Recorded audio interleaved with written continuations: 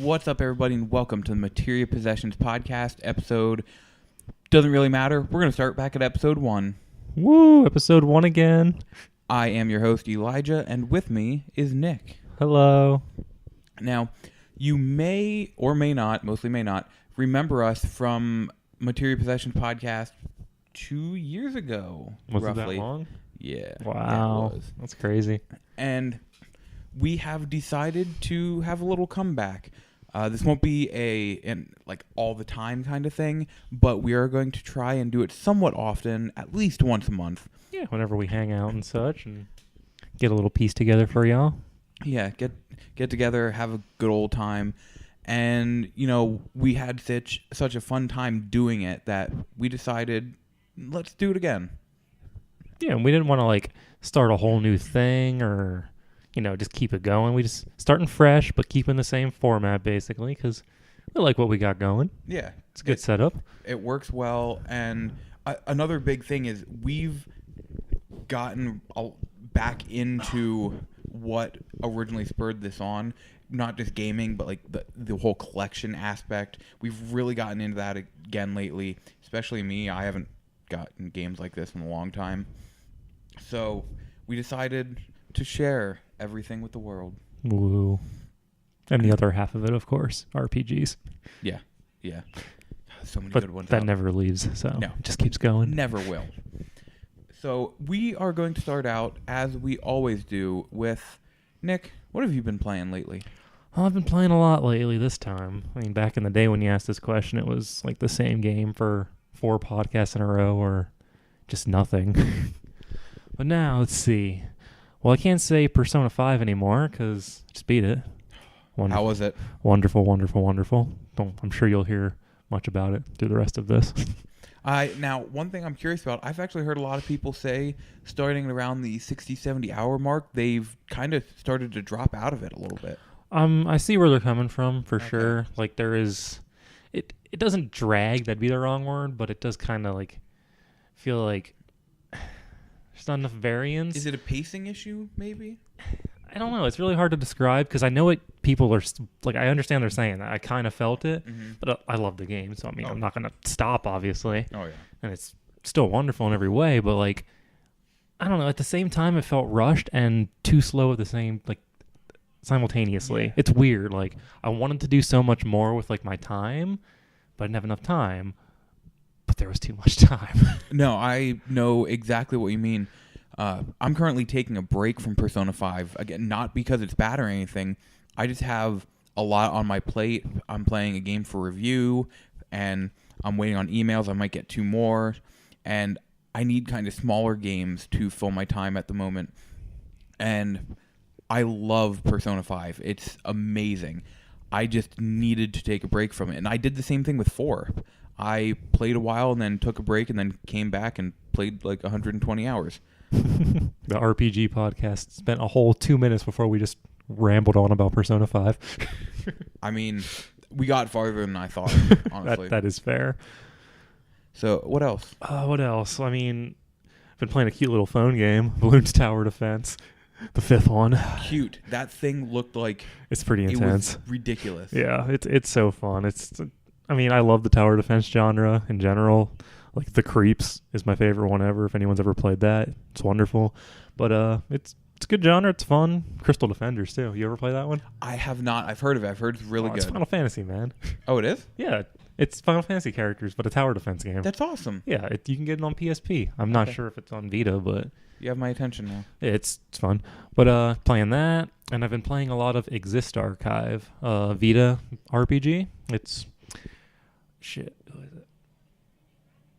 I forget who the developer is right now, but it's Tri-Ace. Okay. Yeah, I love them. And yeah, it's good. I'm about 15 hours in. It's like an old mixed with a new kind of deal. Like it's got cutscenes, which not enough games have anymore, even the RPGs.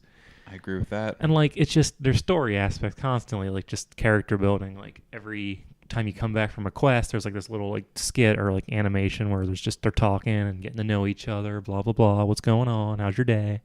It's nice. That's really cool. Yeah, you don't get enough of that anymore. So I'm liking this game more than I should probably. Like objectively, the combat's pretty bad. But I'm trudging through that aspect, and it's fun. Like, I'm going to keep playing. I'm definitely going to finish it. So, No, that's awesome. Really awesome. pretty long for a Vita RPG. I wasn't expecting it. But Really? I don't think I'm anywhere near halfway, and it's over 15 hours. Oh, wow, that's awesome. I do grind a bit, but you kind of have to. Oh, yeah. It's an RPG. Grinding is a natural part of progression. Some of them, but this one's a little much, especially with how boring the combat can be in long stretches. Okay. But all told, just got my attention held. Awesome. Very awesome. I mean, beyond that, a little bit of Rocket League here and there, a little bit of Disc Jam, a little bit of MLB The Show, the newest one that just came out. Which is amazing. Love the show. Always, every year, it's just the best sports game on the market. It is, but it seems like they really upped the ante this year. Yeah, like, it's nothing major. They just overhauled everything, like the little pieces, but I'm not going to ramble on too much about a sports game here. It's not exactly our audience, probably. No, but it's not even so much that a sports game or that. The cool thing is they took these quality of life aspects and just made them better. Yeah, like They- all the little details. Yeah, exactly. And a lot of people, when we first made the jump to this new generation of gaming, thought it was going to be, man, graphics are going to be so much better and everything. But that's not really what was going to happen. The important thing is all these little quality of life details that they can add into games. Yeah, it's the physics can handle that. You Yeah. can have 90,000 particles blowing in the air while still maintaining your frame rate. Exactly. It's crazy stuff that you just couldn't do before. And it seems like the show is really taking advantage of what the system can do. Yeah, and that's great. It's hard work and research too. Oh, Like yeah. all the props in the world of their team, like they know baseball. They Yeah. know what it's supposed to be like. And they pump out a game in 9 months. And when I say pump out, I don't mean that as a bad thing, because it is a very quality product that they put out. On the flip side, they are having a lot of issues online, apparently. Really? I don't play this one online at all, so I haven't encountered anything, Mhm. but apparently it's almost impossible to play a full game online. Interesting. So anyone that's listening that might be interested, if you're about online, you might want to hold off for a few months or so. That's very, very interesting. But if you're a single player person, buy it right now. It's wonderful. That's awesome. And you like baseball games. So as for me, what I've been playing lately, let's go back to what you said about combat that can be kind of wonky. Okay. I've been playing Caligula Effect on Vita, Thought that's where we're going. which is an Atlas RPG, which came out yesterday in Europe and last week here in America. Digital only. Yeah, download only. Ooh. Now, its multiplayer. Yeah, have me thinking about multiplayer now. Its combat is really strange. So, to give you an idea, I have 4 characters in my party at the moment, and each character can do up to 3 attacks together. And what you'll do is you'll choose an attack, choose who you want to attack, and then it'll give you a sight of here's what's going to happen, here's what the enemy is going to do, and you can then choose, oh wait, I want to do a guard breaking attack, or I want to do a counter attack, and you can set up 3 in a row. You can also, as soon as you choose your first player, as soon as you have all 3 of their attacks, it'll go to the second person in your party, and you can choose their 3 attacks, again doing the forward vision thing. But you're really only getting, throughout the first 3 attacks you're choosing for all 4 of your characters, you're getting the same vision of the enemy, so you can actually kind of adjust some things in there. So say you do a normal attack and then the enemy is going to attack you, but the first character you have doesn't have a counter move. You can set the timing of their second move and change it, and then say your next person has a counter move and move their timing back a little bit to coincide with right in between the timing of the first character's first and second attacks to counter that attack and then continue. It's really interesting, and it's actually much more strategic than I ever thought, and it can get intense. The only real major. Do you plan that out all at once, your whole attack, like you said with the sight thing, it shows you what's coming? Yes. So you plan your whole move. It's not like you make part of it and then you pick again. It's like you're doing. Yes. Okay. You because what it is, you'll plan all 3 moves for your first character, and then all 3 moves for your second, and then the moves for your third and moves for fourth. So how long do you think that? How long does that take? Usually, depending on what it is, anywhere from 30 seconds to 5 minutes. Oh, because really? if, for example, I was just fighting a level 23 enemy, Yeah. my characters are level 10. And so you have to really think because Really planning that out. You don't want to get wiped. exactly, like I can't break their guard. But what I can do is have one of my characters use a knockback move just as they are about to guard or attack me and knock them back, and it'll stop their move. Okay. So I have to, and it gets really, really strategic. And So how long did that fight take you? Like the whole fight? To give you an idea, after about half an hour, I barely scratched it and just turned the system off and turned it back on to go to the last station. Should you have not been fighting that far up? I'm guessing, but Yeah. it was right in line with where I needed to go. So That's weird. I don't know if there was something I was missing. Maybe or it's like what. an optional side path or something. I don't know. It's a cool game, but man, that really took a turn on me. Wow. Other than that, I've been playing Sniper Ghost Warrior 3. I'll have a review out hopefully this weekend. You better after they told you to like 6 times. Man, that game is not great. The sniping aspect is really cool. Like it's really well. Called it. Yep, you did spill it. The sniping aspect is really neat. They did a cool thing. There is bullet drop in there. You have to sight in the distance. It's really cool. And then when you finally, okay, yeah, leave it there. Again. When you finally have everything ready and you send a sniper shot at somebody, I want to say it's longer than 100 meters. There's this really cool bullet animation of the bullet leaving your chamber and like zooming in on the bullet going towards your enemy and then piercing wherever you hit them. That's it's cool. really cool. Short range combat is terrible. I mean, it is a sniper game. Yeah, exactly. But I mean, short range is so bad. And it's open world, and it has no need to be open world. You can do some things in the environment, like save these random Georgians, the country, not the state.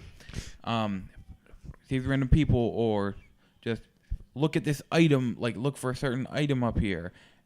There's a bunch of them scattered around, but none of them are really interesting. It's all just the same of 2 or 3 objectives, and it's like, Yeah. well, I don't get anything for rescuing these Georgians. Maybe a little cash, but What's my motivation? exactly. It doesn't give you the motivation you need. I'm not doing this to be a good person. Like, So, and the story had such a cool idea, and then it kind of turned it around, but it didn't.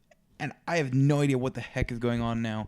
I mean, none of this sounds surprising for so weird. the kind of game it is. And Like, I mean, it's just crazy because I heard the Sniper Elite series is very good. yeah, I have never played it. Sniper Ghost Warrior 3 is very not. That's a shame. Yeah, I'm going to finish it because I'm curious to see how the story ends, You gotta but not review it exactly proper, a so. good curious. Just like I need to know how. Yeah, I need to know how it's going to end for the review, so I can. Yeah. The story could have a neat little ending, but I don't think it will. Maybe save it a little bit, but guess we'll see. The other 2 things I've been playing, the Forza Horizon 3 Hot Wheels DLC came out yesterday. Nice. And oh my god, I started it up and just driving on the orange tracks all over these islands, just like, oh my god. Like I was streaming it and you could see I was smiling like a kid in a candy store. And it's childhood brought to life, and I can't emphasize that enough. They did such an amazing job with it.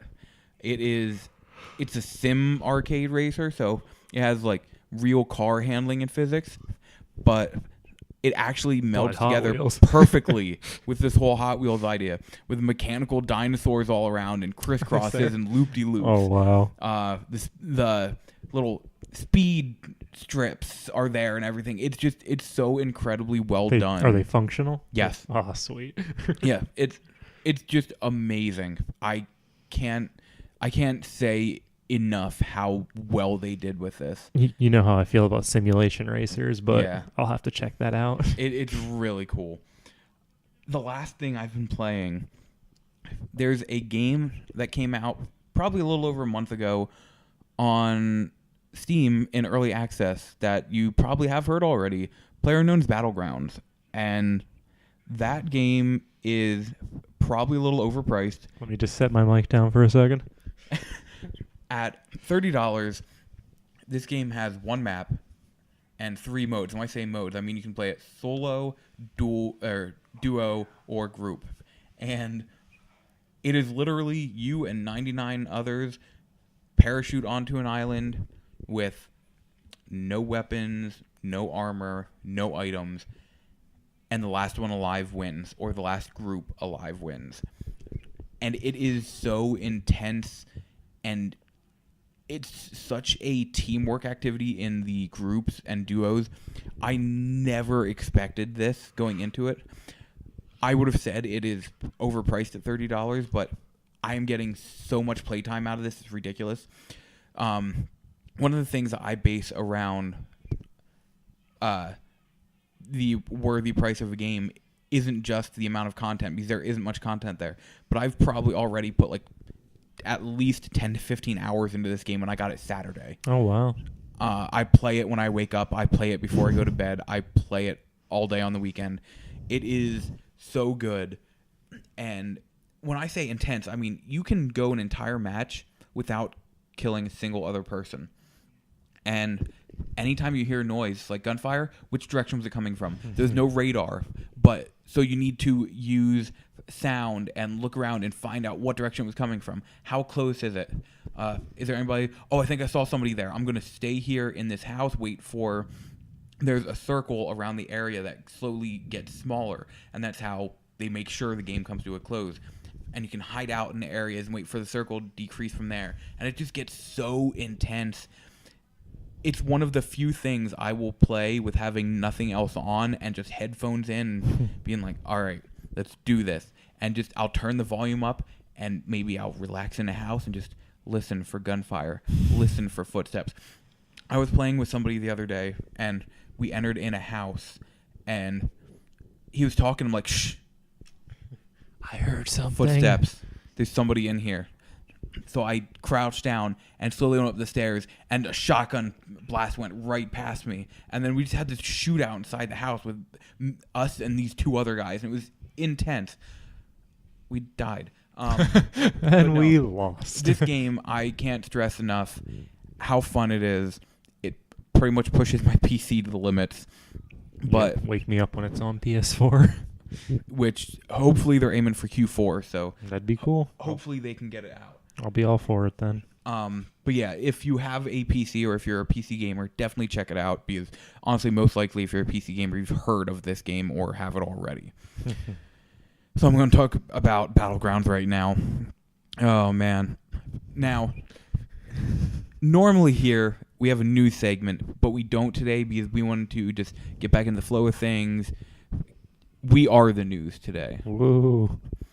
So instead of the news, we're going to go right to our next segment, which is our topic of the week. Our current top games this year. And Elijah's probably leading into it, I'm guessing, with a lot of his Battlegrounds talk. Is that set up here in your discussion? Honestly, it is. Yeah, and you're that high on it? I am. And again, it's one of those things, it's hard to explain with it being a $30 early access game with one map.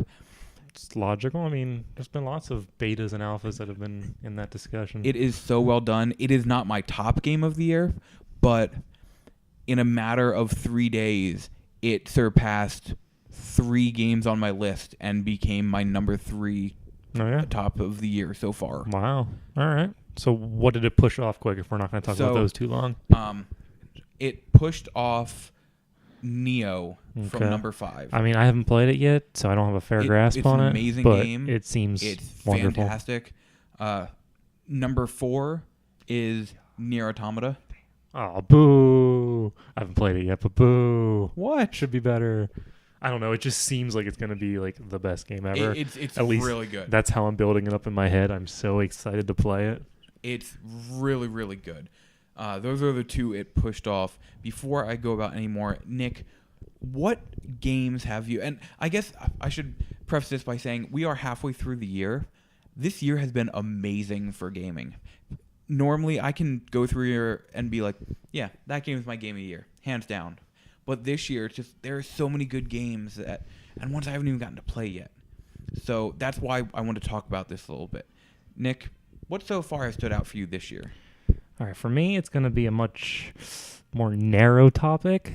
I spent most of this year buying a lot of older games, building the collection.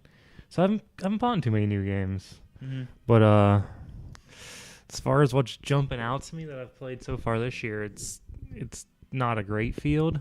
Like you said, this is a wonderful year for gaming. And once Target has one of those buy two get ones again, I'm gonna jump on Berseria, Nier, Automata, Yakuza's out there. I was actually going to say, I forgot to mention, that is my number 4 currently, Yakuza 0. Really? That game blew away any expectation I had. When I got a review code for it, I'm like, cool. Nice, like 8 to 10 hour game I can sink my teeth into. Yeah. It was finally around 40 hours when I beat it. And at no point did I feel like there was filler. It was well done story, and it's good. I forgot to mention until you brought it up. That game. All right, so I don't have much of a list to go down for this part, so we're going to ask Elijah right now, what is your number 2? My number 2 is, I'm guessing your number 1. Obviously. Persona 5. All right, so we won't belabor the topic on you quite yet then. Yeah. All I want to say is, like I said, even though I haven't beaten the game, I'm only about 20, 25 hours in. What, how many palaces is that without spoiler 2. talk? I'm in between the second and third palace. Okay, so you've completed 2? Yeah. Okay. Yeah, in between the second and third palace. So you got a few hours in. And like I said, I haven't beaten it or anything yet, but the gameplay of that game is so strong, and the style and artistic approaches taken in that game are just incredible. So I can easily say, and I've heard it doesn't exactly disappoint at the end, so I'm taking from others' word that it isn't a letdown the later you go. So I'm so far saying that's my number 2. All right. Now, would you like me to gush about Persona 5 for Go a for few it. minutes? You want me to do this Yes. before you go to your number Yes. 1? All right. I want to hear this. All right. Just pitch me parts of the game, and I'll just knock them out. So the way palaces are set up. Yes. You know, we've seen in the past that Persona 4 had... Now, let's first... Procedurally generated palaces. Procedurally generated palaces. Too spooky. First, let's say they weren't anything special. Not at all. I didn't think. I loved the game. Of course, but they But- were definitely Yes. the most boring aspect of it. I have done 2 palaces in this game. Are they all amazing? I hesitate because there is one that is so annoying and frustrating, Really? and it was like you said about earlier with that break, like that disconnect for some people, where this happened before that for me. This palace was just so, anyone who's played it already knows what I'm talking about. It's dumb long. You're led to believe it's almost over, and then you're not even like halfway done. Oh, wonderful. Yeah, it's not great. I knocked it out in like 1 day real time, and it was just the longest real time Persona day ever. It might have actually been longer in real time. Like it was stupid. Like didn't detract from the whole game, but it was enough to make me go, geez, we could have designed this a little better. Okay. But the other palace, it's still unique. Like, don't get me wrong. Oh, yeah. They're all unique. They're all good. Don't want to spoil anything, obviously, but their different takes on who they are based on is good, like where they come from on everything. It's all good. Like, it's just that one really set me back on that topic. Now, the next thing I'm going to ask you about, the characters. Love the characters. There's not a bad character in the game, from our yes man to our, annoying girl that yells things. Still love her. But, compared to Persona 3 and 4, I'd say this cast is just as good, if not better even. I mean, gotta give it a few months, let it sink in. Like, what do I really remember, I will say there is one character in this cast Yeah. I can't stand. Is it I don't think it's really a spoiler. It's right away, Ryuji. Yeah, I thought that's what you were going to say. He grows on you. I hope. The joke is like 75% of this game's problems could be solved if Ryuji just chilled the fuck out. Yeah. I'm glad I'm not the only one. Like, that is true. It's like, everything gets worse. I'm like, would you shut up? All right, here's how it was explained to me that best made me tolerate him. It's not like a secret, but he's the protagonist's voice. Yeah. Like, obviously a much more obnoxious viewpoint and like approach on his speaking than you would actually want, but like that's the protagonist doesn't talk. Yeah. Besides, there's a persona. Yeah. He's just there. So that's his voice. Like when you're having that conversation and he says the dumb blatant thing, that's what needed to be said from the protagonist. But somebody needs to fill that. So that's what made me like Ryuji more. Anne is not best girl, no matter what Elijah tells you. She's top 3. Like she's not even second, but nobody's gonna agree with my top girl. My second place would be most people's top, but I guess it's not spoilers to say names or anything. But Futabo's best girl, Makoto is second, and I mean, if we're going main cast answer, but if not, we're gonna drop her even further from sexy doctor lady. I had a feeling you were gonna put her in there. And you can't forget teacher. She's teacher maid. She's wonderful. I don't have the guts I need. Oh, you haven't gotten her yet? I don't have like I have her, but I don't have her. I can't call her again until I have the guts. Yeah. Like I just started her. You'll get a few of those throughout the game with different people. You need to level up your social traits. Yeah. Now, the last thing I want to ask about is, it's an RPG. You need to fight a lot. Of course. Do you feel like there are sections of this game that are very grindy at all, or this one I personally feel like this was the least grindy Persona I've played. Okay. Like, and I mean 3 I remember grinding a lot, like a lot. I quit 3 because at one point I was grinding so much and I'm like, this isn't fun anymore. Yeah, it got to be a bit much despite my love of 3 still. But no, this one's there's less grinding. I don't think I actually like set time aside to level up intentionally until the final boss, honestly. Okay. And I don't even think I needed to. It was more of a, I don't want to lose. I'm too cool to lose. Yeah. I just want to beat him on my first try kind of thing. But no, I mean, between just the normal routine, and I do take the dungeon slow, so maybe I do get a few extra battles here and there. Yeah. But that and Mementos, exploring that here and there, that gave you bulks of experience while still providing those sub-stories that keep the game rolling. Yeah. So none of it felt like a drag. So I didn't honestly grind at all until the very end there. All right, cool. Now, like I said, I'm excited to finish it. I can't wait. I just need time to. Yeah, it's understandable. It's a chore. It's a 100-hour game, man. But like I said, it is my number 2 right now just because it has such a style to it that I've never seen before. Yeah, if I see one more person use the word oozing when they describe the style, I'm going to hit them. It was great like the first 2 times. Come on, people. Think of some new adjectives or describing words. words. Me this now. You're about to say it's just oozing with styles. And like I said, that combat is so well done. Yeah, to take it's turn-based. Like, there's no sugarcoat. It's just turn-based, which I love. A lot of people are turned off by it, but they made it work. Like, it's so quick. It's so just streamlined and all that fluid, nice. So smooth. You can set it to auto if you're bored and you just want to mash on some low-level guys quick. Yep. It's good. But beyond that, other small points on it for me were the soundtrack. Like, we knew it was going to be good because it's Persona. I'm drawing a blank on the guy's name right now, but we all love him. 3 and 4 were amazing. And, like, when I was playing 5, I didn't think... Like, I thought it was good, but I didn't think it was living up to the other ones. Then I beat it, and, like, all these songs are stuck in my head. Like, I'm still, like, listening to them and just thinking about them. So I guess it stuck with me. Acid Jazz, you got a new fan. I've been listening to random Acid Jazz songs like awesome. on YouTube and stuff. So that's great. I mean, that's cool. That actually reminds me, I want to buy the Nier Automata soundtrack off Amazon. Oh yeah, how much is it? $20. Oh, cool. Yeah, all right, that's neat.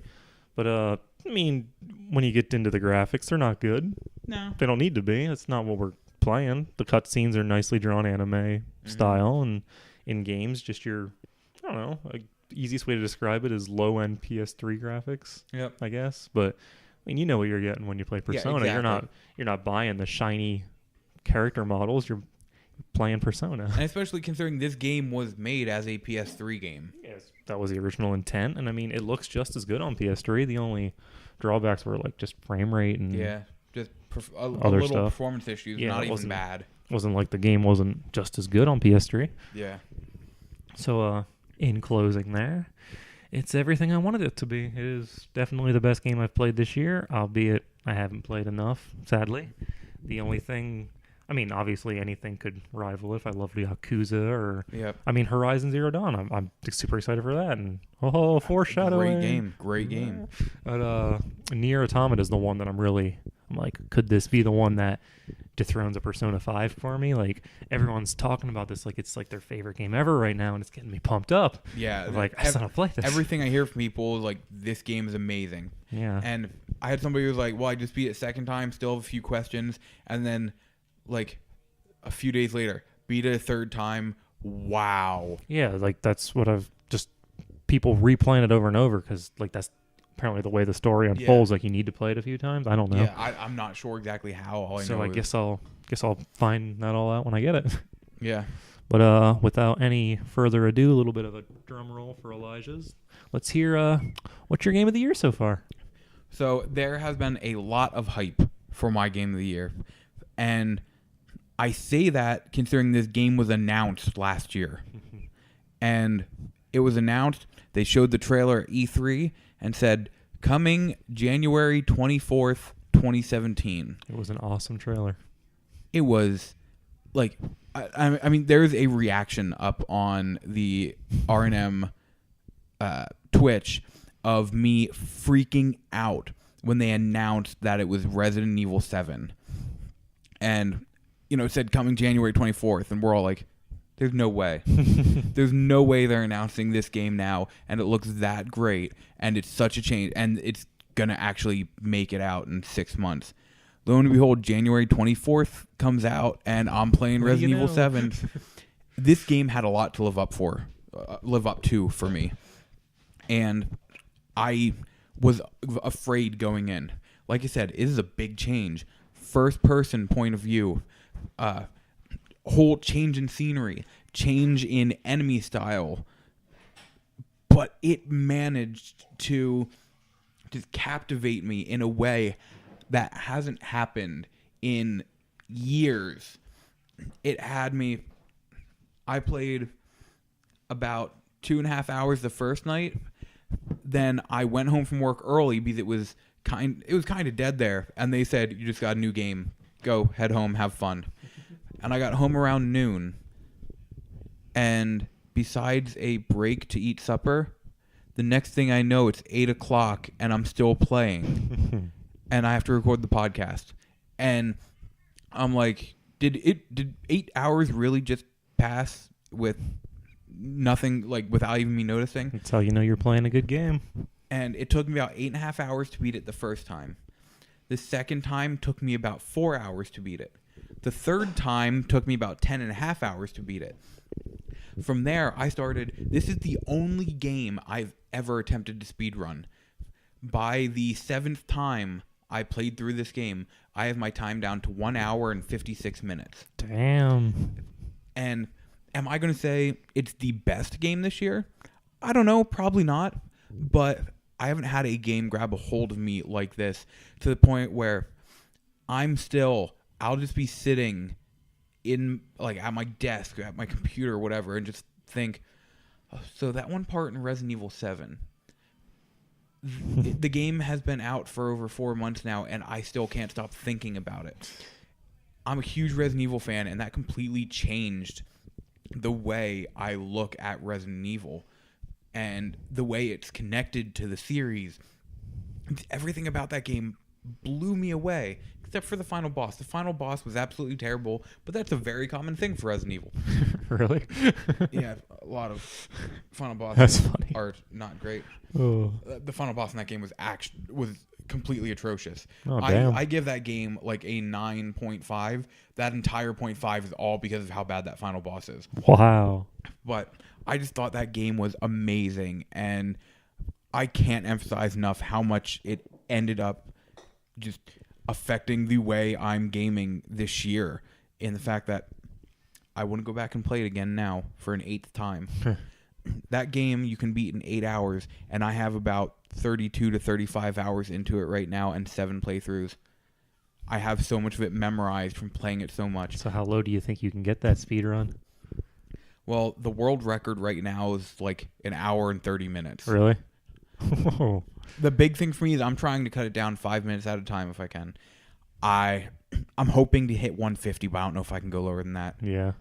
Especially you pretty much maximize what you're doing. A lot of the biggest speedrunners play on PC. Yeah. So they have inventory management. They can go in inventory in like a second. Inventory's all done. They're out. And I'm just like, what just happened? Right. Yeah. So that's where a lot of that comes from. Yeah. Yeah. But man, Resident Evil 7 is so far my game of the year, and it is going to take a lot to be able to beat it. Wow. One thing I do want to point out, though, is coming 3 weeks from yesterday is Perception by the Deep End Games. Oh, yeah. And everything, I've been in contact with them. I played the demo at PAX last year. I watched more of it this year. I can't emphasize how excited I am for that game. It's from people who made BioShock and Dead Space, which are 2 of my favorite games of the past decade. BioShock is my favorite game of all time. And just the scares that they've been able to do in those games, now put them together. This game looks incredible. I'm not saying it may end up being terrible, but I can't wait to play it. There's a chance it could be on this list. I think at worst it's still going to be a fun game with a good concept. Oh, yeah. There's no way it's straight terrible. Like, it's either going to be really good or interesting. Yeah. So it's got a lot going for it. So I cannot wait to play that game because, like I said, there is a chance it could be on this list just based on pedigree. Yeah. All right. Well, you threw me a curveball. I honestly forgot Resident Evil 7 was this. I don't know if it was this year in my brain or if just forgot about it in general. I really thought you were going Horizon. And Horizon is a fantastic game. It's just below Neo. Yeah. It's you great. put Neo ahead of it? Yes. Oh, wow. There are a few problems in Horizon. Yeah. But it's one of the things we kind of said with like Watch Dogs, where we hope it has, or at least I hope it has the Assassin's Creed effect, where the first one was really good, the second one will be amazing. All right. Well, so can respect that. All right, we are burning time, so let's ready to move on to our list. All right. See, we're talking about our best games of this year, and we haven't exactly talked to you guys in a while. So we thought for the list for this episode, that's not even a thing. We're gonna do a little bit different. Yes. And maybe this will help you refresh your memories on like what our likes and feelings are on a lot of popular titles, blah, blah, blah. Maybe some unpopular. Yeah, right? So we are going to give you, instead of a top 10 list, we're going to give you our list of game of the year, our personal game of the year picks over the last 10 years. So not top 10 list, top 1 list of 10. Yes. Yeah. We'll go with that. All right. Would you like to start? Sure. So starting in 2007, this is actually a great year. See if I started on the same. I did start on the same year. There we go. All right. Well, yours going to be the same as mine. Probably not. Actually, it's really close. You're right. Mine, I'm going to say at my list. I'm going to say I kind of cheat a little bit because the 360 version came out in 2006. The PS3 version came out in 2007. But he just really wanted it on the list. I didn't even realize that at first. I'm like, wait a second. You just saw it when you were scrolling or whatever through years? My favorite game of all time, BioShock, came out on PS3 in 2007. Well, you did the same thing as me because I have it on mine for 2007. All right. There are problems with BioShock, but that did something for environmental storytelling that has yet, in my opinion, has yet to exactly be compared to. That game has a main story you go through, which is about your character who there's a plane crash, goes in the lighthouse, and goes down to Rapture, and everything he experiences. But there's a second story that's told in this game. Roll through that game, you might not even know it's there. Exactly. The second story is that of Rapture itself. And that's why when I talk about one of my favorite video game characters, Rapture the City is one of my favorite video game characters because it has enough exposition, it has enough exploration. It's character, man. It has enough intense. It has more than half the characters in gaming. So that's why I can't overlook BioShock, and that's why it's setting at my favorite game of all time. It has done so much that has yet to be replicated today. I thought you were gonna throw us a curveball. Favorite game of all time, but not maybe 2007. My favorite game of 2007 was Bullet Witch. It's up there. All right. All right. In that case, why don't you start with do 2008 since I have one for every year too. I know. Well, that's not actually my 2007. Oh. It was. I have a couple for each year because I was arguing with myself. Oh, okay. Didn't actually finalize it, so I was basically going to go through and finalize as we're reading. All right, that makes sense. It's close. BioShock's right there. It everything he said's accurate. But I have to give the slight edge to my fanboyism of Persona. Persona 3 came out in 2007. Really? And yeah, right. Mind blown a little bit. I thought 4 came out in 2008. It did. They came out 1 year apart. Persona 6 next year? Yeah, right. Yeah, they were built off the same system, so they kind of just copy and pasted and made a new story. That's interesting. Yeah. Okay. Yeah, Persona 3 gets the edge. I'm not going to ramble on about that because I've already talked about Persona a bunch today. No, that's interesting. I didn't even know that. Yeah. They came out bang, bang. I tried with Persona 3. I like the characters. I like the story. 3's almost as good as 4. I was stuck grinding so much. I'm like, I can't do this anymore. After I beat 3, I was like, I like 3 more than 4. Really? And then a few months went by and I was like, 4. All right, moving on. 2008. My 2008, again, it's kind of a cheat because I didn't play this until I played the remaster, which came out 2 years ago.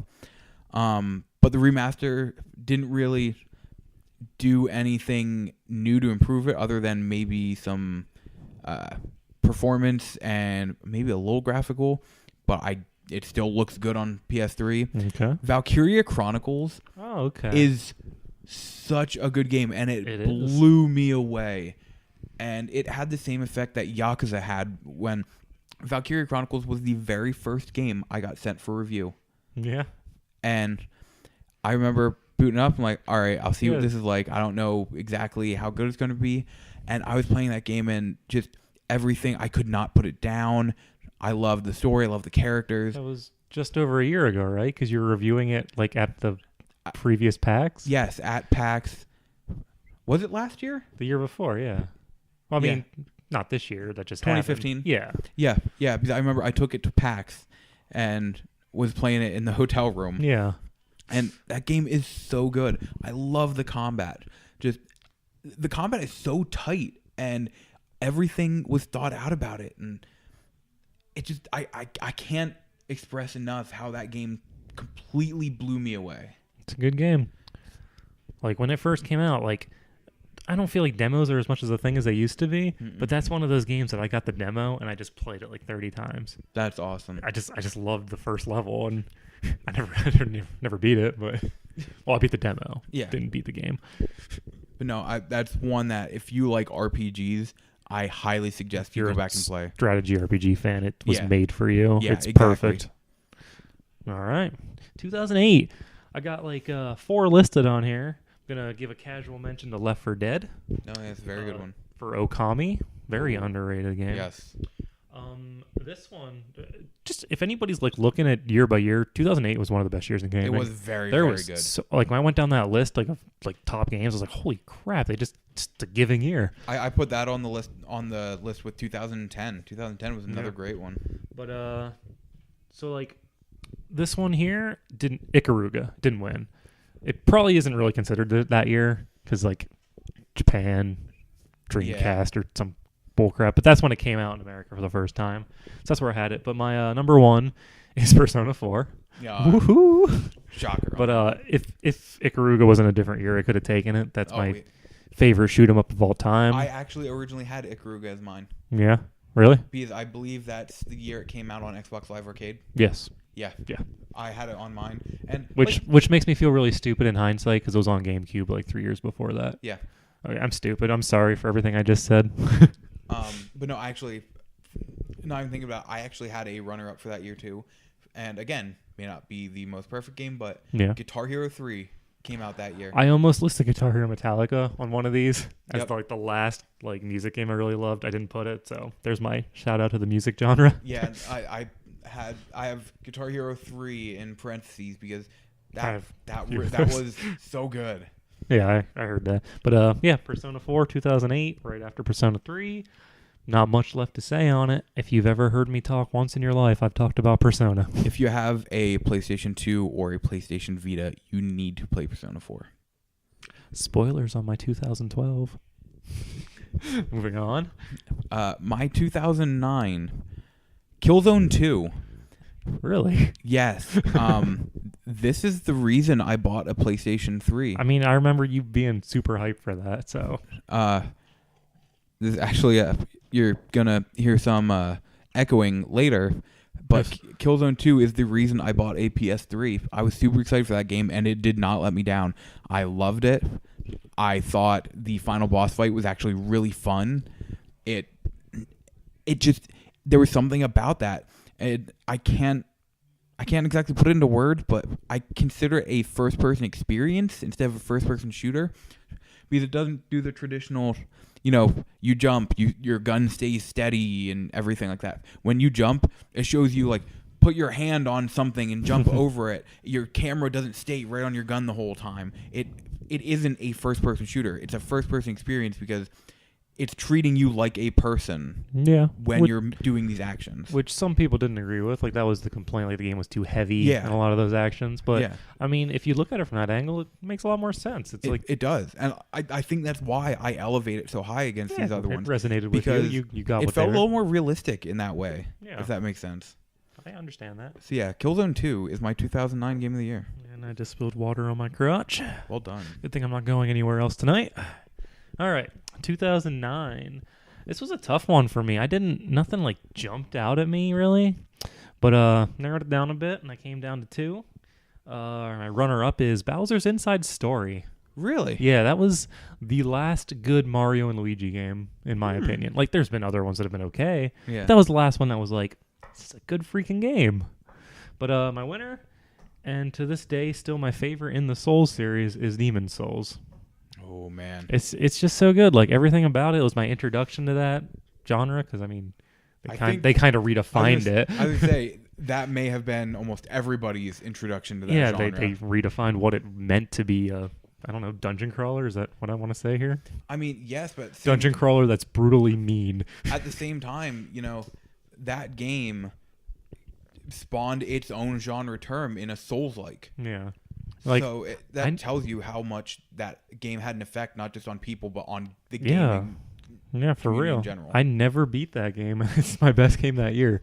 Like, I probably have over 100 hours in it. I must have restarted it 20 times. I just never finish it. I just keep getting so far, and it's like you just get a little better every time. You never win. Demon Souls is the only of the Souls games, or I should say the Soulsborne games, that I haven't played. You haven't played it at all? No. Oh, jeez, man. I have it. It holds up well, so, I mean, do her up. I want to at some point. I really do. Do her up. All right. 2000 and... What were we on? 10. 2010 brought not a new studio, but brought a new studio into the light of PlayStation gamers, because their first game was not on a PlayStation console, yet now all they make games for is PlayStation console. 2010, Heavy Rain released on the PlayStation 3, and that really pushed the limits of what you would call something a game, because it's almost more of an interactive movie, but man, the story, the voice acting, except for the fact that people said origami killer, that just, that it's like, how did we get through the translation team with nobody correcting that? it actually, like, I can't hear that without it actually physically causing me harm inside. Right? You just get angry. It's like, I want to hit something. But that game is fantastic. Everything can have an impact on what happens in the future.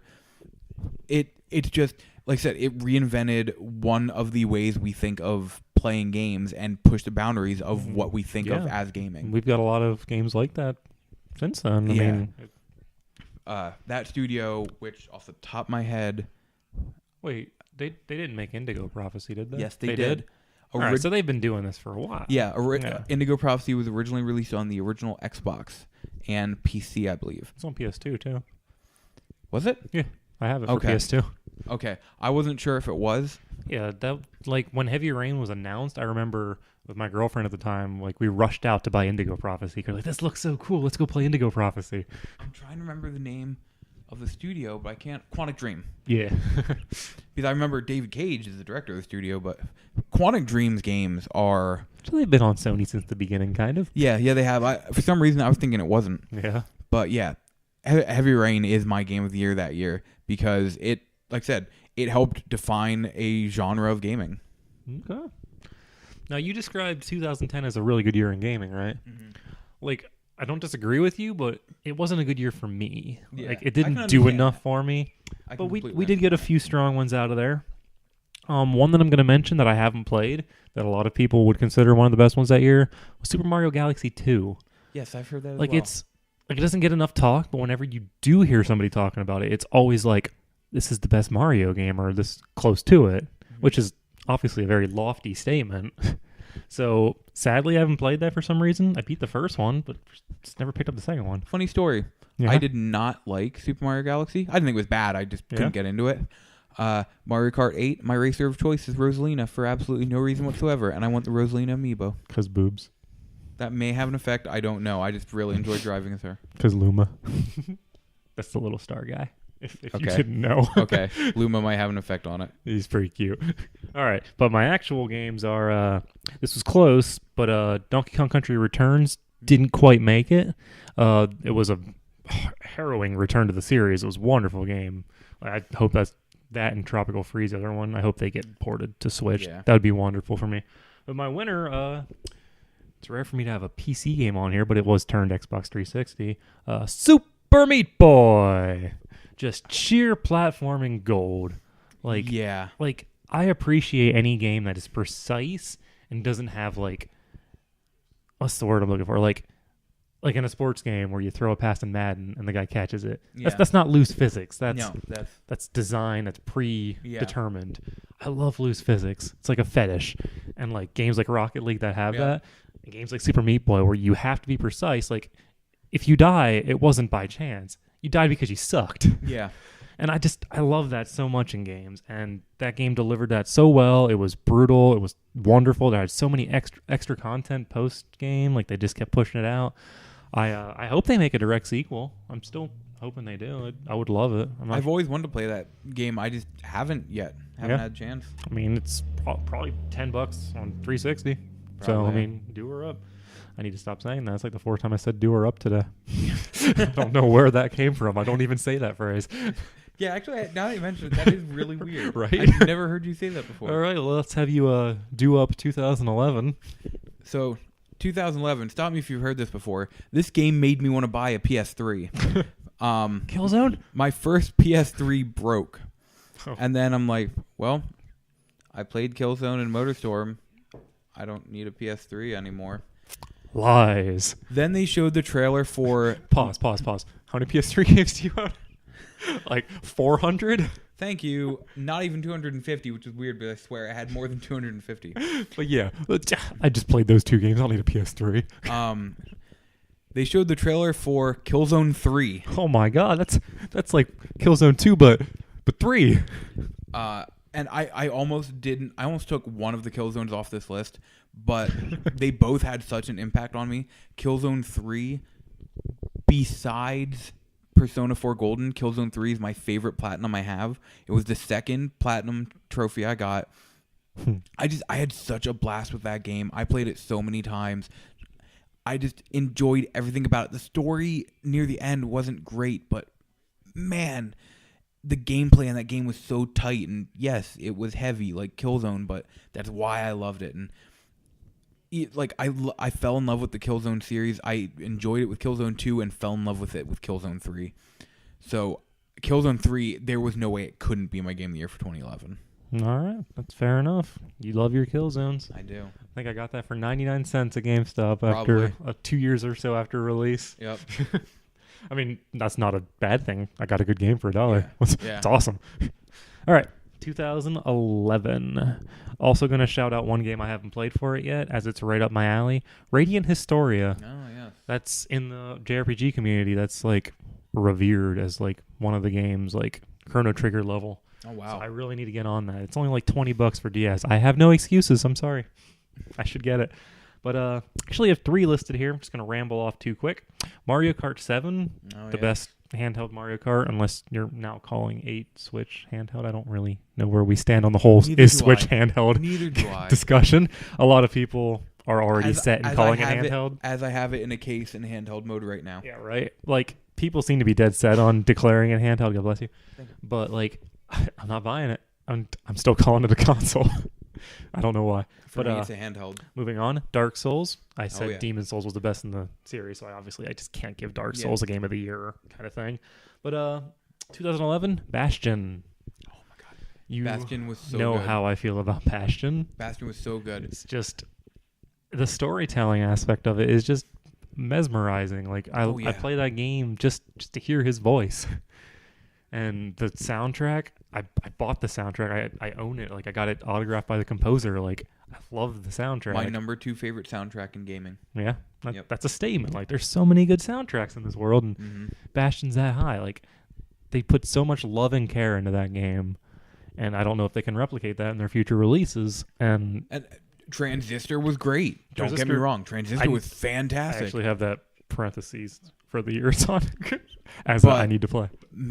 Even that could not hold up to what Bastion was. Yeah, it just felt like the studio just hugged it until it came out. Yeah. It was just all love. But yeah, Bastion 2011. Now, for my 2012, do her up. There is a reason I said these games may not be the best game that year, just the one that has had like the greatest impact on us or that. Yeah. My game of the year for 2012 is generally known as a terrible game. Oh dear God, what way is he going with this?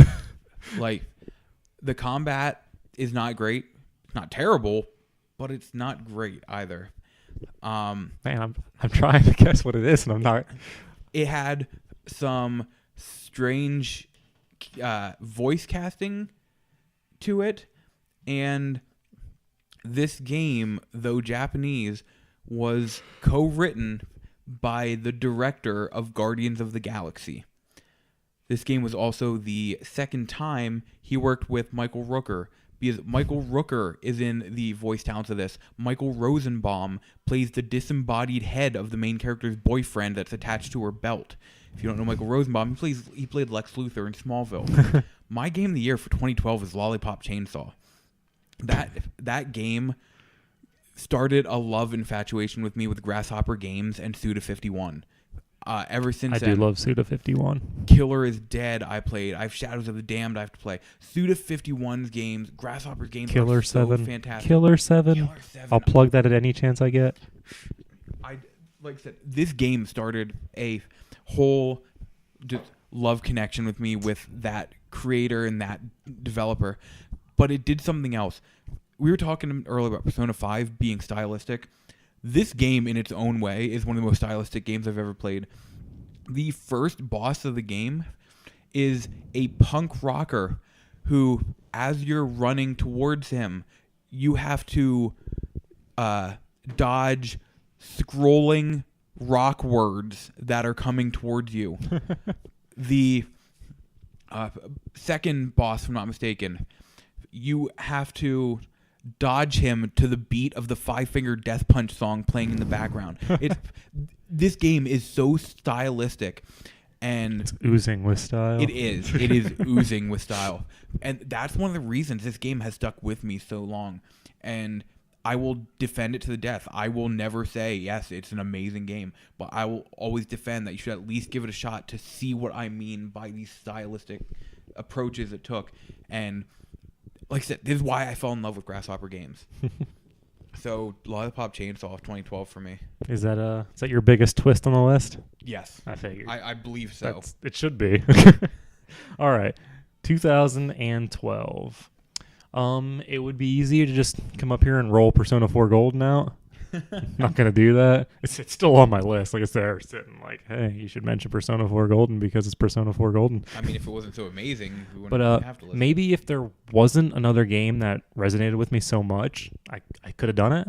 But there is one that just overwhelmingly makes me think this is one of the games of this generation. That was Xenoblade Chronicles. Ooh.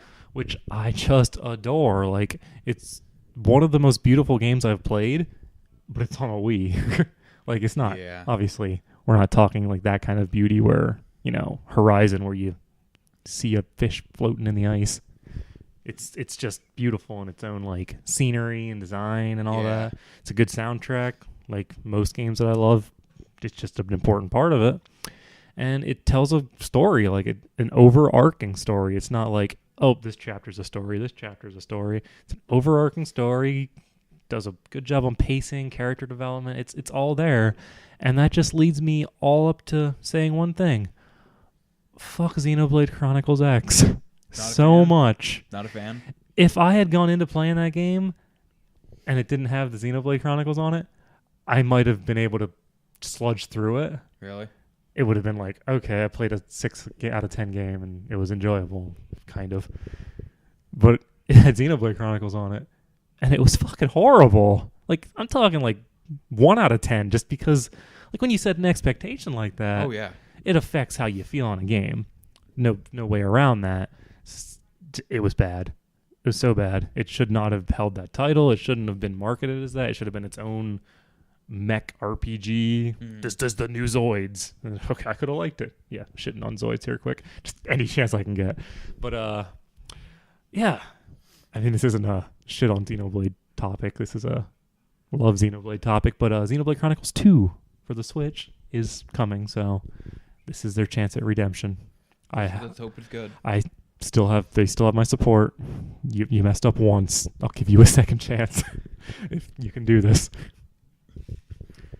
Now, when it comes to 2013, I had a really, really tough time deciding what my game of the year for that year is. Yeah. In fact, I even have something written down here, and thinking about it, it wasn't my game of the year. I keep going in between these two. My runner-up is BioShock Infinite. Yeah, I mean, that's fair. That game is amazing. And the story in that game. Definitely more in your face about it, but there was still some underlining stuff. When I say about me being so excited for Perception, the lead designer from BioShock is the guy who started the company working on Perception. Oh, yeah? So, BioShock Infinite just had an amazing thing, and the more I think about it, the biggest thing I disliked about it was it was much more of a shooter than the previous two BioShocks, which is saying something. That's true. Which makes my game of the year for 2013 The Last of Us, which had some of the best character development I have ever seen in the game. And I mean, I'm talking, we play JRPGs that are 30, 40, 60 hours long, and this game did better character development than a lot of what I see in those games. They made you care about these characters. When a twist comes at the end, it made you feel it. The writing from Naughty Dog is just fantastic. They have put out out of the like 6 of the last games they put out, they're generally 9 out of 10, 10 out of 10s. And The Last of Us was the culmination of everything they have been practicing, training, getting ready for throughout Uncharted. Yeah. The Last of Us was a masterpiece in storytelling and just gameplay from an action-adventure standpoint. Yeah, they put it all together just right. And that game is highly regarded as one of the best games of all time. And it's hard to pick apart why that could be. Like, that is one of the most understandable things to be on that list. Yeah. It's a good choice. Last of Us. It's a good choice. 2012. My quick mention: Zelda, A Link Between Worlds. I've heard it's the best 2D Zelda since A Link to the Past. Haven't played it, so it's one of the ones I just wanted to mention quick as a possible. Hey, it might be up there for me. But beyond that, we had Dust and Elysian Trail. Very under. 2013. Was that what you're on? Yeah. Yeah, it's first try. Okay. You said 2012. Okay, I just wanted to be sure. Yeah, my apologies. I'm saying the right name, just got the wrong year. Okay. I just wanted to be sure. Yeah, Dust and Elysian Trail. And then this one was tough for me because I have two here, and I didn't. I'm still not 100% sure, but I'm gonna pick one for the sake of doing it. So we're gonna mention Ni no Kuni. Didn't quite make it. Great game. I love it so much. I love it so much, but I'm not gonna rant about that right now because I'm giving it to Resogun. God damn it, Resogun. And Resogun. It feels dirty because I didn't put Ikaruga, but then again, we also just learned that I was stupid for the year and everything. But like, how can I not have Ikaruga but have a different shmup? Like, that's not right. Ikaruga's the best one, but Resogun's just so good. Like, any shmup in my top 5 is worthy of being an amazing title. Like, blah blah blah. But it's just the voxels, man. The voxels. The voxels. It was just so well made. There's only 5 levels, but it's all it needed. It just did it right. And I played the first DLC that came out. I think there's more now. But yes, I believe. Yeah, but I haven't played that. So maybe I need to jump back into it and fall in love some more because there's no way I wouldn't like it. Not a bad idea. Yeah, so Resogun. Now, when it comes to my 2014 Game of the Year, again, it's like I almost cheated, but I have this version on here for a reason. In 2014, Hatsune Miku Project Diva F released on the PlayStation Vita. Wow. And the PlayStation 3 version came out in 2013. But I specifically mention the PlayStation Vita version because that, like, from that point on, I always bought my Project Diva games, or pretty much any of my games that are music and rhythm. I pretty much primarily buy them just on Vita now because it just feels like the gameplay is so perfect on that system. And that game started pretty much my whole love obsession with Japanese music.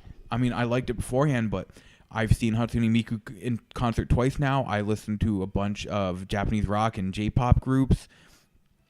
That game started so much more for me than just a new game I enjoyed. Yeah, we went to a concert. That was fun, though. That was a great time. I thought we were going to fall through the floor. Seriously, that was so weird. The whole floor was moving up and down, shaking. It's like, so this is what an earthquake feels like. Man, Hammerstein Ballroom. Yeah, it was a pretty damn cool place. Oh, man. But, yeah, that's a good choice. Like, everything he said's pretty accurate. Like, it introduced us to a whole new musical world, and that was cool. 2014. Transistor I have in parentheses because I've played it, but not enough. Like, I've played like 2 or 3 hours. It didn't grab me at all like the way Bastion did. Like, I can tell I'm going to like it when I get back into it, but it's no Bastion. No, it's not. So, I mean, just mentioning it as a quick passerby. Mario Kart 8 I have mentioned here, but my 2014 choice is Bravely Default, which it's hard for me to give it to it because the second half blowed so much. But, like, what they managed to put out in that first half and what the game as a whole still was and represented, it was an old-school RPG that still worked. Like, they proved that they can still move 1 million copies. They proved they can make a solid game. And it just worked for me. Like, I want to say it resonated with me, but I've said that like 4 times now. So I need to think of better adjectives here. I mean, it's kind of fair, though, because there are games that just resonate with you for one reason or another. So, like, it's for a game that I realistically can't rate above an 8, it's weird to say it's my game of the year. I mean, you probably felt that way about Lollipop. You can't rate that high. No, I cannot. It just, for me, Bravely Default.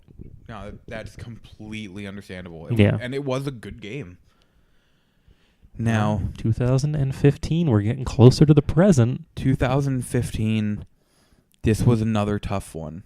Yeah. I have to give my runner-up to Rocket League. Ooh. Yes. And I mean, this was just as close as the BioShock Infinite Last of Us thing. Yeah. Rocket League is such an amazing, amazing game. And it's going to take a lot to find another game I enjoy just dropping into and playing a match or two as much as I enjoy with Rocket League. I was hoping Disc Jam could be that game. It wasn't. It wasn't. It's fun. All right. So what is it? So my game of the year for 2015 is Rise of the Tomb Raider. Oh, wow. Didn't see that coming. I was never really a big fan of Tomb Raider. I felt like she was just overly sexualized, and I never could get into it because I'm like, I don't want a game that focuses around the girl. I want a game that focuses around the game. And then I heard about the reboot being really good on PS3 and Xbox 360, and then bought it, the definitive edition, when it came out on PS4, and fell in love with that game. So I had been following Rise of the Tomb Raider from the get-go. The big problem with the first one is the story got really out of whack and supernatural at the end. And it's like, why did this have to happen?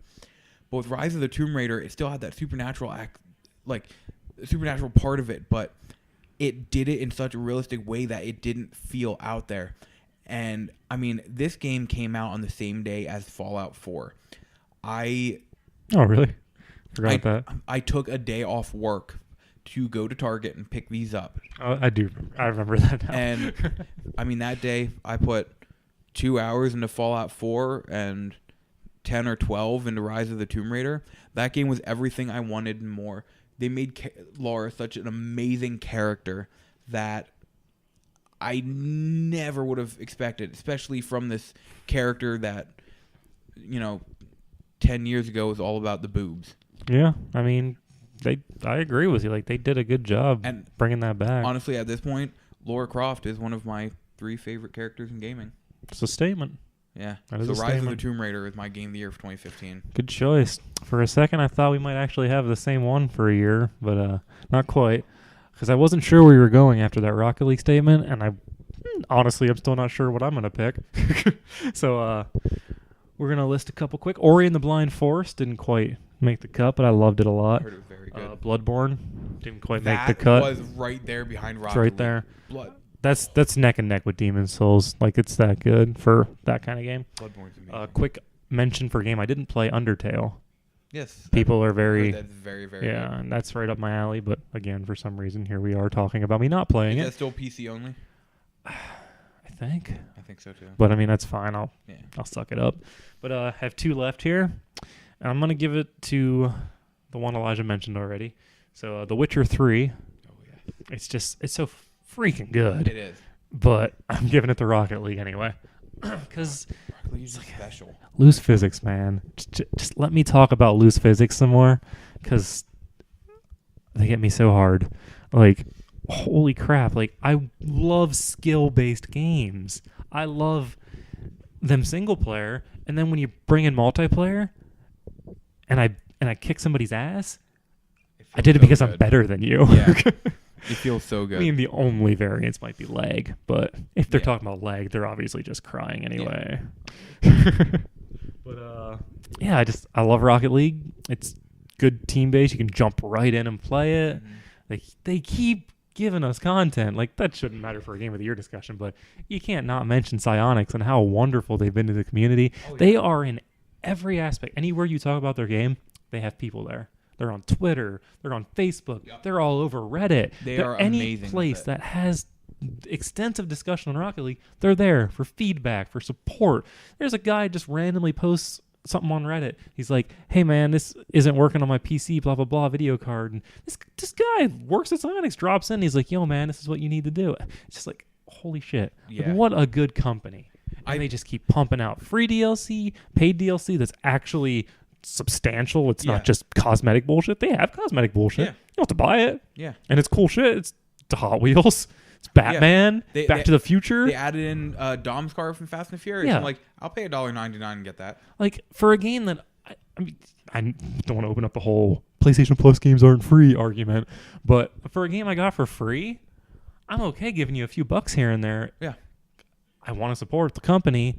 I want to support the game. I love the game. I'm going to keep playing it. Yeah. It's just so good. I completely agree. It's just so good. I want to actually go back to something you mentioned, else 2015. Bloodborne may be my favorite PlayStation exclusive ever released. Really? That's what's saying so much that other PlayStation exclusives are on my Game of the Year list and Bloodborne isn't. That's saying how much Rise of the Tomb Raider meant to me. Yeah. But Bloodborne is just so amazing, and like I said, it may be my favorite PlayStation exclusive ever released. That's bold, but I like it. It's a great game. All right. Last year. For the last game on the list, harkening back to a game series you mentioned, my game of the year for 2016 was Dark Souls 3. All right. That was the first one I ever really got into. I still haven't played it.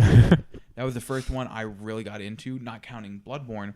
I tried the Dark Souls games before and couldn't really. Really? But I think Bloodborne was the perfect gateway. Yeah, it's a lot quicker. It introduces you to everything. Yeah. And Dark Souls 3 kind of what? They like met in the middle, right? Yes. Yeah. And it was perfect. I love Dark Souls 3 so much.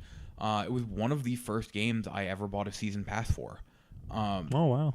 Yeah, that game is so good. And I wrote an article for the Retro and Modern Network website about how playing Bloodborne and Dark Souls 3, I believe, made me a better gamer overall in every genre. Yeah. Because it taught me a lot more patience. It sure does. And I'm playing The Witcher 3 on the hardest difficulty. I tried it once before and I died every 10 seconds. Now, I think I have yet to die. I might have died once, and I'm hours into the game. Witcher's for pussies now. And it's because I was taught that patience because of playing through Bloodborne, Dark Souls. I mean, that's very true. You can't rush. You're gonna die instantly if you don't plan. 2016 had great games, but Dark Souls 3 was above the rest for me. All right. So with Elijah's last answer here, we have confirmed that we will not have any cross answers. Yep. For people whose taste often align so frequently, that's pretty impressive, I'd say. Yeah, it is. We like a lot of the same shit, and here we are, different one every year. But that's good. It's good. It is. We help each other. We mold our own games a lot of the time, like what we're gonna do, what we're gonna play. But Dark Souls 3 gets a parenthesis for me for not having played it yet. I also wanted to mention the new Odin Sphere. Yes. Which just seems like it's right up my alley. It's great. Yeah. It's great. That was another one I got for review, and oh my god, I can't say good about it. My game of the year isn't really going to surprise anyone, but it is odd for me, being essentially a shooting game and just a multiplayer-only game. And this is probably the one that goes most with, I don't know, I don't want to sound like a hipster, but the mainstream appeal. It's Overwatch. I don't really like Blizzard that much. Yeah, me neither. People are all up in Blizzard's grill about everything, and like Blizzard has our heart and everything. I'm just like, I don't get it. And Overwatch just yeah, I just keep coming back. Like, it's so fun. Like, it's hard to describe an online shooter as pick up and play. Yeah, but it is. Like, it really I can is. play it for 30 minutes here, or I can be off for the day and play for 4 hours or something. Like, it's got so many different game modes, so many different characters and play styles that it's always fresh. I love random. Like, I love just getting a random person each time. Diva is bae. My biggest complaint of the game is pretty damn silly, which says a lot for the game. I wish all those stats would track. They track as like their own weird thing, but I want all my stats in one place. Like, just everything together. I agree. But at any rate, it's a good game. Like, it really, really is. It doesn't, I don't know, it doesn't excel at anything. It's just fun and it's just great in every way. It's just not excellent in any way, but it doesn't need to be when it's great in every way. Simple as that sounds. Overwatch is my parentheses for 2016. Yeah. It's just an amazing game. Yeah. So there you have it. Those are our top Game of the Year games from the last 10 years. Yeah. 9 years, 10 years. I think it's 10. I don't know. Something like that. But if you've managed to get this far and you're still listening to us, drop us a line. Tell us your top 10 or tell us what you think on ours. Tell us why you think I'm stupid for putting Bravely Default, why Elijah's stupid for putting Lollipop Chainsaw, especially that one. That one's pretty stupid. I feel like that one will get the most. And we want to hear about your games from this year. Yeah. Is there any that we missed that maybe we should really play? For sure. First off, don't mention Breath of the Wild. I'm getting there. Oh my god, we didn't even mention that. I mean, you don't have a Switch yet. That's funny. I just got a Switch.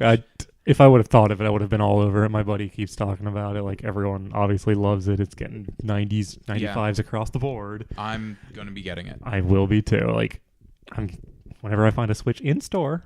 Yeah, we tried today. We tried. If Dixon City GameStop would have answered their phone. Yes. Just a shout out to GameStop corporate that might be listening. I want to talk to your employees at Dixon City. I made 18 phone calls today. That's an exact number. I've let it ring 10 times each time. Nobody ever answered. Checked the number, made sure. Tried multiple phones to make sure it was working. Yep. Tried everything. That's them. They don't answer their phone. I don't like them. Except for the cute girl that works there. She's still okay. Now, on to the last segment of our show. Our recent pickups. We can we gonna do this whole segment based on today? Yeah, we'll do it based on today. That sounds fair. Yeah. We're looking at it. It's sitting right here. So want to alternate a little bit? You just want to go for it all at once here? Nick, why don't you start with what you got? All right, I got to look a little further from my pile. Elijah's got his perched up on a table. I did. Right before we started, I moved it. That was a bad call. Yeah, it was actually a pretty bad call. Should I go in order or should I just read some off? Nah. I'll just read some off. Yeah. From most entertaining to least entertaining kind of deal. I got Gran Turismo for the PlayStation. It cost $1 or $2, which is basically what it's worth anyway. Yeah. Corey in the house. So, if you ever heard the meme, Corey, you a buster? That's what that's from. That's the only reason I bought it. There's literally no other reason. It was $2. I think I spent my money well. Won't buy a Nier Automata or Radiant Historia, but Cody in the house. Let's get it. Corey in the house. Corey in the house. Well done. Got another DDR game. One of the ones I didn't have yet. Blah blah blah. God of War for the PS2. Good chance I already have it, but I'm a hoarder. $2. Couldn't say no. Yeah. I got Marble Madness complete for the Genesis. So I now have that complete for Genesis, Game Boy Color, and Nintendo. Building up my Marble Madness collection thanks to Josh, who for no good reason got me into Marble Madness. Yeah. Literally no good reason. I got Tennis for the Game Boy complete in a box, which is just cool because anything with Mario on the cover that you can get complete in box for $4 is probably a good deal. Yeah. Agreed. And then I think the last three are definitely the best three. I'm going to read Nier off first because I already have it, I believe. Not sure. Yeah. If I don't, I used to. But at any rate, I either have it again or got something I can sell or keep for trade bait. $13 for Nier when it's going for 35-ish now. Yeah. That's sweet. And then my two PS2 games that I was happy to add to my collection that I definitely never owned before was Batman, The Rise of Rise of Sun Tzu. Sun Tzu. I was like, Tenzai? I don't know. I forget what it's called already. The case is too far away. And some Power Rangers game, like Power Rangers Superchargers. It's a really white case. The manual is really light. Yeah. I didn't even think the disc was in there. Like, I was like, oh man, I don't think it's in there. And I opened it up and the disc and the manual are in there. It's like, this is a light game. It was really weird. It's a really light game. It doesn't compare to the weight on one of Elijah's finds today. But yeah, those are my finds. We'll let him do his now, and we'll have a surprise for you in there, I'm sure. I'll save that one till last. Yeah, that's fair. It's the best one. I got a couple boxed games from Nintendo platforms, including. I'm going to get this one out of the way first. That's not even going to be first. I got Lizzie McGuire 3 for the Game Boy Advance. I was a huge Lizzie McGuire fan, and it's complete in box with the manual. So for $2, okay, all right. I picked up not complete. It doesn't have the manual, but my first boxed Super Nintendo game. I got me some Shaq Fu. I also picked up my first boxed Nintendo game. A lot of people may have never even heard of this, but Captain Skyhawk is a game I have played all my life. I still don't fully understand the love for it. I just like it, okay? I mean, I'm glad we found it because we're literally talking about it all day. Yeah, literally. And then he was cashing out at... There's 4 game stores in my area. It's like one of the best draws coming up here. It's honestly why I spend too much money. Yeah, but it was the last one we went to, and he was cashing out, so we were essentially done shopping for the day. And I saw it in the back, like just chilling amongst a pile of crappy-looking Nintendo games. And I saw the price tag on there, and I could read it, but I made sure to draw attention to that because I had a feeling that was a price point that Elijah wanted it at. Yeah, it was. And then to go with a series today that I swept up on, I got a complete in box copy of Perfect Dark for the N64. It's gorgeous. It really is. And a limited edition Perfect Dark Zero, because for a couple bucks, I enjoyed that game. It wasn't great. I had problems, but I enjoyed it. Added a few more GameCube games to the collection, including Odama and Dance Dance Revolution Mario Mix. Metal Gear Solid 2 was the only Metal Gear Solid game on the PS2 I didn't have. So I have most of the Metal Gear Solids out now. Yeah. 99 Nights for the Xbox 360. I picked up 99 Nights 2. I loved the first one. Now, before we get to our finals, I just wanted to do a quick throw-in. Also got 3 strategy guides today. yes, you did. Final Fantasy X, Final Fantasy 12, and Lord of the Rings Battle for Middle-earth 2. All for $1 each. Yeah. And a quick thrower. We also got like 30 CDs for like $1 each. Yeah. All good albums, like, you know, Stone Temple Pilots, Incubus, Lizzie McGuire. No, I have that soundtrack. I am envious of the Final Fantasy 13 soundtrack, though. Or not soundtrack, but strategy guide. Because I have the guides for 13-2 and Lightning Returns. Oh, yeah. Oh, I said 10, didn't I? Yeah, it was 12 and 13. But the grand finale. There were a couple more in there, but this is just lovely. So we find a copy of Cabela's Dangerous Hunts at the local thrift store. So you might see that and you're like, oh, well that's one of those games where like it's $1, maybe I buy it, maybe I don't. It's better than a sports game, right? But it feels, well, it's not that it felt heavy. We wanted to check it out to make sure the disc was in there. Yeah, because like a couple of them weren't, because we opened up one and it was a different game. Yep. Like there was a 360 Command and Conquer. We opened it up and it was Tiger Woods. Yeah, I was like, no thanks. That's not what I wanted. I'm good. I still wanted the case, but alas. So we open up this case and Cabela's Dangerous Hunts is in there. Yeah, we're good. On top of 2 Girls Gone Wild DVDs. So we had I looked at Nick and I'm like, I'm buying this because I will be able to tell this story for the rest of my life. And there was no argument on my behalf. So, check out. Everything's fine. We get back to Nick's.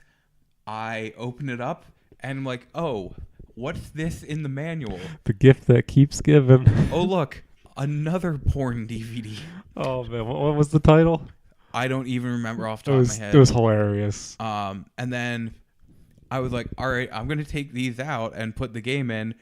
And there was another one that I somehow missed before that. It was like there was 2 on top of the disc, and then there's like 1 under the disc, and then there was 1 in the manual. It was just like, it's full of porn. So I said, I am going to keep those in there for the rest of my life, just so this story can be told about the day I accidentally bought porn from the thrift store. You're going to die in a tragic accident on your way home, and your mom's going to like go through your belongings and find this, like, what's in here? It's so weird. And wow, my son was weird.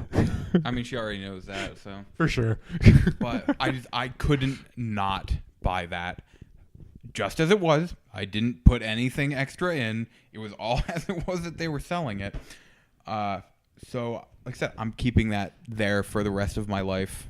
Dangerous Hunts. Change a letter. Porn. Oh, man. That's the most exciting find of the day. No argument on my sake. Like, I got some good stuff, but I can't compare. I can't compare with that. Oh, lovely, lovely, lovely. Oh. Alrighty. So let's wrap up here. I mean, it's hard to close on a higher note than porn. But our podcast is about to run on an hour and a half here. Somebody has to wake up in like 5 hours for work. Yeah. Not too happy about that. But so we're going to close up. If you have any thoughts, concerns, questions, ideas, anything at all that you'd like to discuss on any topic we discussed, please let us know. We would love that. Like I said, we're going to try and do this at least once a month. The big thing is our distance apart, so we're going to sadly we don't live a half town over anymore. Yeah, so we're going to try and work something out to get it out somewhat often. Yeah, I'll just basically be like, hey Elijah, Video game stores. Yeah, that's kind of all you need to do. Like, all right. So thank you everybody for joining us. We'll always have a good pickup section if we do. If we follow the same True. routine. It's true. We will always have a pickup section. Let's not Taco Bell next time. Yeah, and I don't know if we'll have as good a pickup section as this one. It'd be tough. Oh, Imagine if we did top it. Whew, that'd be a story. Thanks everybody for joining us. Yep. And until the next time, keep on gaming. Materia Possessions Podcast. Thank you.